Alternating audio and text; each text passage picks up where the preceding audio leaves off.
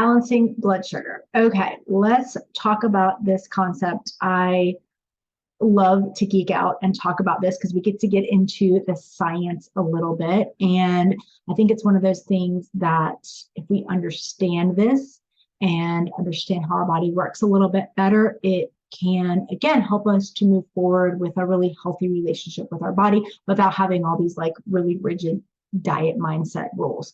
So let's talk about balancing blood sugar.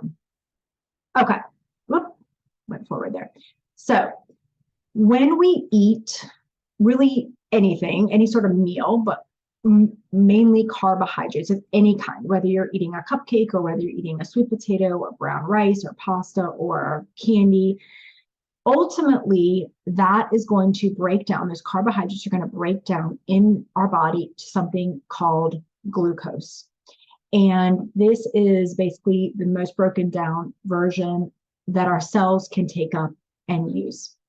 And our body is going to break it down and it's going to be released into the blood and it's going to be carried through the blood because of the release of a hormone called insulin. So basically, think about it like our central nervous system is constantly monitoring different things. So let's take the example of body temperature. If you go outside and it's really, really, really cold, you'll notice that you'll start to shiver, right? It happens involuntarily. It happens automatically, right? Why does your body do that? It's trying to create some heat and bring your body temperature back up to homeostasis where it's supposed to be.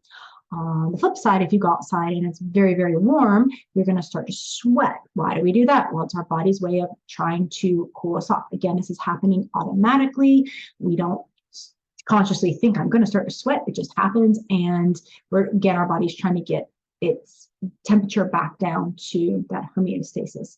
Same thing is happening in our body with blood sugar. If we have too much sugar in our blood, it's not a good thing. If we have too little blood sugar in our blood, it's not a good thing. So our body's constantly monitoring, our central nervous system is constantly monitoring and releasing the appropriate hormones to either take up and store extra blood sugar. That's what insulin does. Or we can actually reverse that and we can take the stored glucose called glycogen out of our muscles, out of our liver, and use it for energy. So that is the process that is going on. And unless you have something that interferes with that, such as like diabetes, that is what is going on. And our body is really good at managing this. So it's not something to be afraid of. Every one of us is going to have times throughout the day where our blood sugar gets a little bit higher and our blood sugar gets a little bit lower. And that's perfectly okay for the most part. So that's what this is showing here is just the glucose being picked up by that insulin. It's released from the pancreas and then it's carried, and that insulin is talking to those muscle cells and those liver cells and saying, hey, take up and store this extra blood sugar that is in the blood right now. Okay, now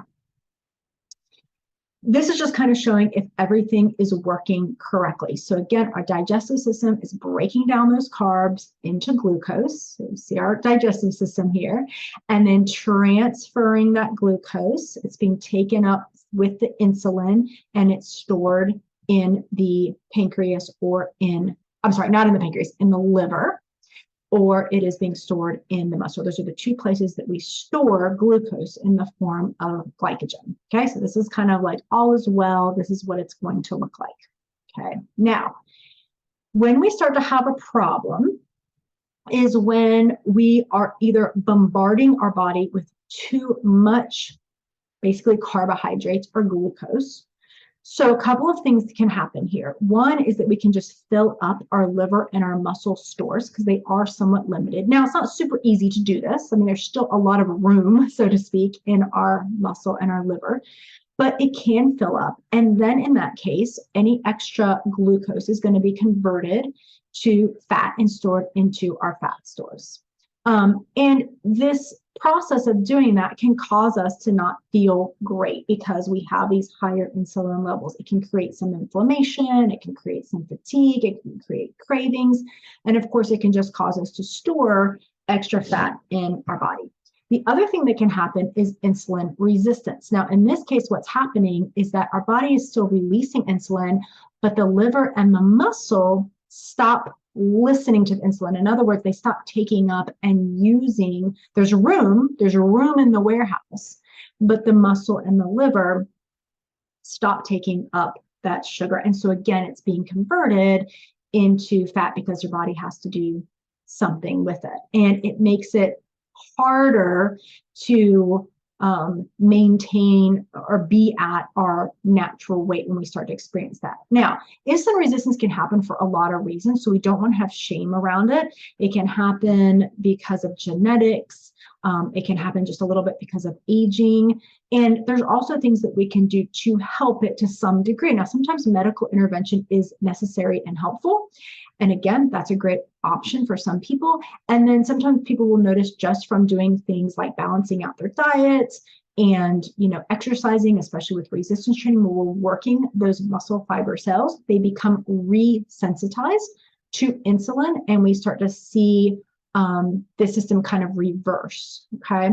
So this is showing, let me move out of the way here.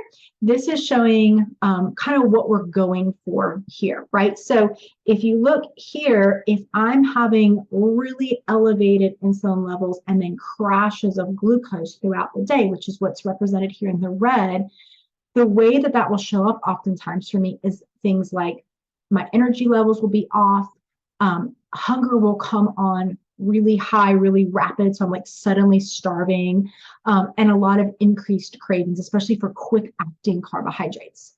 The goal is to be more here in the green. So to eat a more balanced diet and to pair that up with some good movement so that my body's sensitized to the insulin and therefore able to manage my glucose better.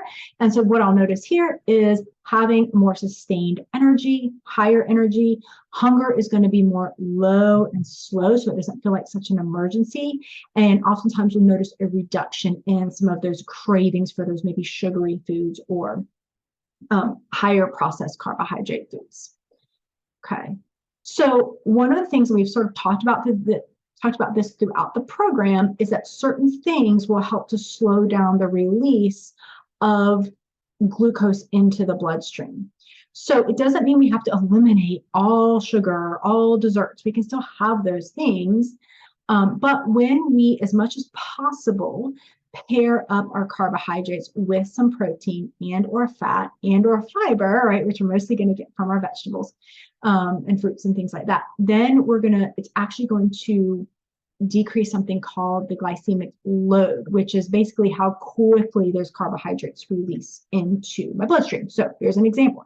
If I just eat a piece of plain white bread, I'm going to get a much quicker spike in glucose than if I eat that white bread and I put a little bit of peanut butter on it or some eggs or something like that. So this is a reason why pairing up our foods can really help with stabilizing blood sugar levels. Okay, so 3 simple takeaways or 3 simple hacks that you can think about with this. And there's all sorts of things you'll see out there right now. Blood glucose levels is a really big thing. It's getting a lot of traction, a lot of people paying attention to this. Some people wear glucose monitors even though they don't have diabetes. But these are 3 things that I would say are really simple that you can just play around with. The first one is break your fast gently. So what we're talking about here is having a balanced breakfast.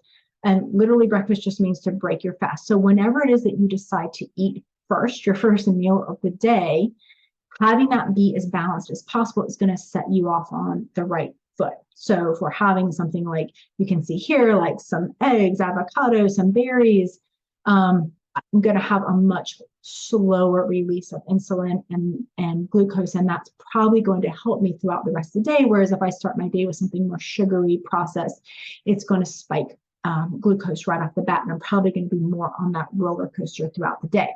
Number 2, focus more on nutrients, not calories. So sometimes it's good to add things into our meals because it balances it out. And in the long run, we're actually eating a more balanced diet than if I'm eating just focused on calories. I'm eating less, but I'm eating things that are possibly spiking blood glucose or causing me to have more cravings.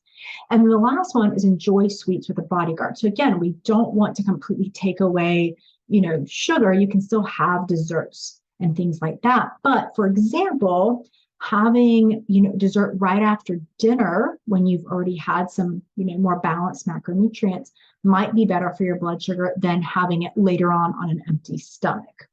Or if there's a way that you can pair up some sort of protein or carb with, those sweets, which doesn't always work, right? But if you can, those things can help to balance out blood sugar and help you feel better. So those are some simple hacks that you can just sort of play around with. Again, there's more of them out there, but these are some simple ones that you can start with and just see if they help. And again, what you'll notice is energy levels feeling a little bit more steady, hunger levels feeling more steady, and a reduction in those really high cravings, especially for processed carbohydrates. So hope this helps. Try out some of these hacks. Let me know how they go, and I'll talk to you soon.